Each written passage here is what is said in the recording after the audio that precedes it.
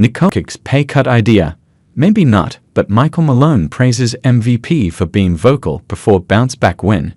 Nikola Jokic, with a chuckle, suggested the Nuggets could be motivated by pay cuts after a demoralizing loss to the Wizards. He scored 48 points the next night.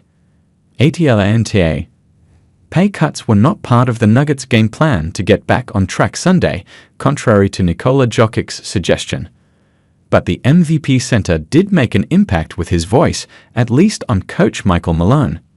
He was vocal this morning, Malone said after a 141-111 rout of the Hawks. I got on guys to speak up. This is their team. And it was good to hear Nikola talk. And then to follow it up with a performance like that is just the icing on top.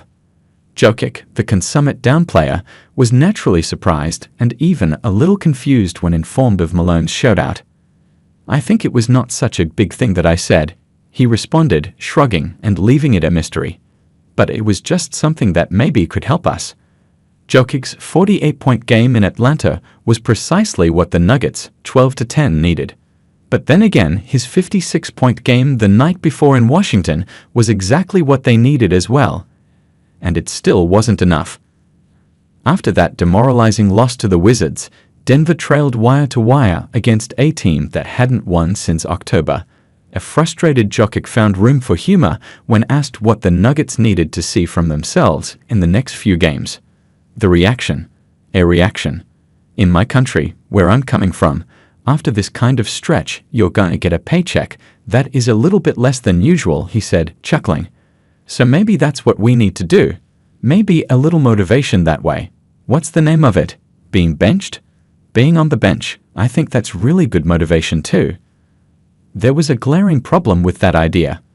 Malone didn't have anybody left to bench in the second game of Denver's back-to-back the next night.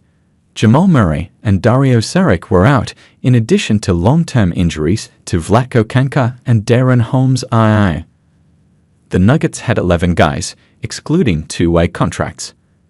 Hunter Tyson played rotation minutes. Jalen Pickett played rotation minutes. Help defenders stepped up this time. Secondary scorers stepped up this time. Michael Porter Jr. went for 26 points, 16 of them on dunks. Christian Braun knocked down threes and made plays in transition. It was all in the orbit of Jokic, but this time, for once, not every one of his 48 points was essential. The Nuggets will need more games that resemble this if they hope to reassume their position as convincing championship contenders. This was a good starting point, Porter said, coming out, playing defense from the jump, playing with intensity, trying to work our way into the game and not playing from behind. I think when we can get out to starts and be in front of teams, we can do a good job of sustaining, but we've got to come out and play like that from the jump. So tonight was a good start. To be playing kind of as bad as we've been playing and to still have a winning record is a blessing because it could easily not be that way. He's right. The Nuggets have overtime wins in Toronto and Brooklyn. They have dramatic last-second escapes at home against the Thunder, Mavericks, and Raptors. Their net rating after 22 games is 1.8, ranking 14th in the league. Not bad, not great either. Certainly not up to recent standards. Jokic has been, though, and even if he preferred to play coy when asked what he told the team Sunday morning, his candid comments the night before in Washington might offer some idea. There were blunt truths. I mean, teams score 125 points every night on us, he said when asked about the state of Denver as a one-on-one guarding team. So I think we are the worst in the league, probably.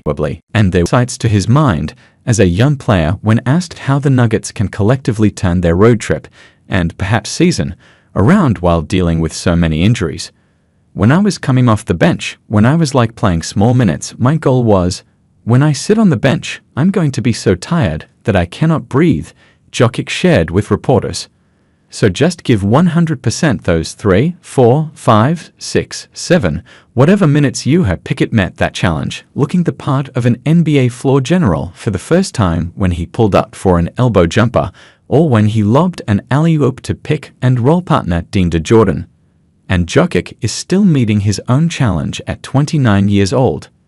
His 104 combined points in the back-to-back were easily the most he has scored in any two-game stretch, all within 24, maybe 26 hours.